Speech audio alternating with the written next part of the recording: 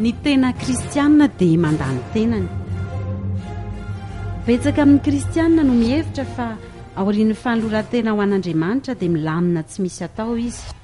Tsy mahagaga izany satria efa tsy nohazavaina azy intsony izany ankehitriny. Jesosy Kristy anefa mialony anarahana azy dia efa nametraka fepetra ho an'ireo izay tapa-kevitra marina niaraka aminy. Dia hoy Jesosy tamin'ny mpianany, raha misy ta hanaraka dia aoka izy andany tenany hitondra ny azo fijaliana ka hanaraka. Ny fanarahana an'i Jesosy Kristy dia mitaky fandavana ny tena sy fitondrana ny azo fijaliana. Mazana mantsy izany dia afenina ny kristianina fa fiainana milamina sy fananan-karena no ampanantenaina azy.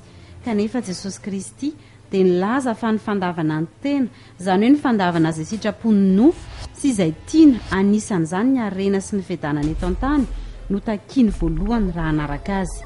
Manana endriny maro ny fandavana ny tena, fa Jesosy Kristy dia namintiny izany amin'ny hoe fandavana ny zavatra rehetra mihitsy.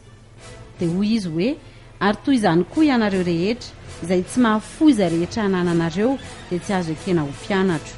Dinio fa ny tompo tsy nitako hoe ray andro amin'ny herinandro na ampaham-bola na ampaham-piainana no afoy, fa izay rehetra ananana. Raha azavaina ny hoe mahafoy dia mamosotra tanteraka, izany hoe tsy manao izay rehetra ananana ho voaloha-laharana amin'ny fiainana, fa mamely izany ary manao an' Jesosy Kristy ho voaloha-laharana amin'ny fiainana rehetra. Jereo ange ny fanazavan'i Jesosy Kristy raha misy manaraka ka tsy mankahala ny rainy sy ny reniny, ny vadiny, ny zanany, ny rahalahiny sy ny anabaviny, eny na ny ainy aza dia tsy azo ekena ho mpianatra izy. Moa lazaina ny kristianina ve izany ankehitriny? Maro ny kristianina no mihevitra fa rehefa mamonjy fiangonana kely rehefa lahady, manao adidy samy hafa dia ampy ilazana azy ho mpianatra ny tompo izany. Tsia, mitaky zavatra goavana Jesosy Kristy. Ny hoe fankalahana ny ray sy ny reny sy ny fianakaviana voalaza eto dia tsy hoe tsy fitiavana akory, fa fitiavana an' Jesosy Kristy mihoatra noho ny fitiavana azy ireo.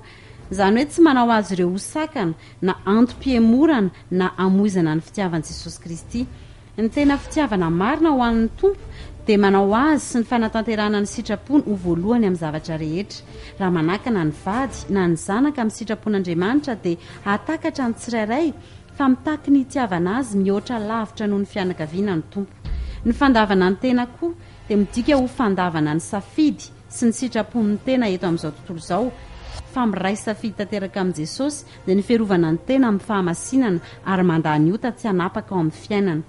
Fa efa miseho ny fahasoavan'Andriamanitra izay famonjena ny olona rehetra, mampianatra antsika andaza toe-panahy tsy araka an'Andriamanitra sy ny filan'izao tontolo izao ary ho velona amin'ny onony sy ny marina ary ny toe-panahy araka an'Andriamanitra amin'izao fiainana ankehitriny izao.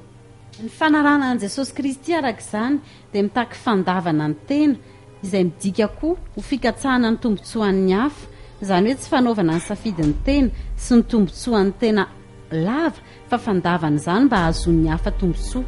Araka ny voasoratra hoe, aza samy ny hevitra ny azy ihany fa samy ny amin'ny amany koa.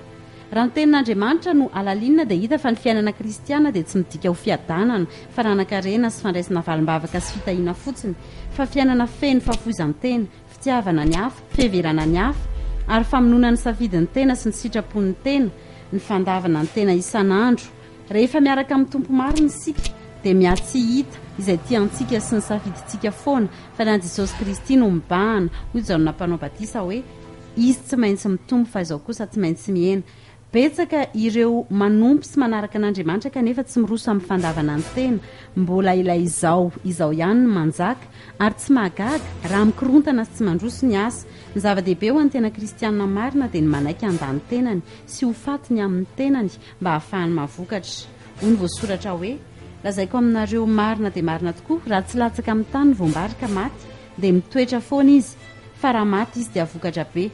Izany hoe tsy maty ara-nofo, tsy manana fono-tempo intsony akory ny tiany lazaina, fa fahafatesana amin'ny maha-nofo, izany hoe maty ny amin'ny safidy sy ny sitrapon'ny nofo, fa mamela an' Jesosy Kristy anjaka tanteraka ao am-po.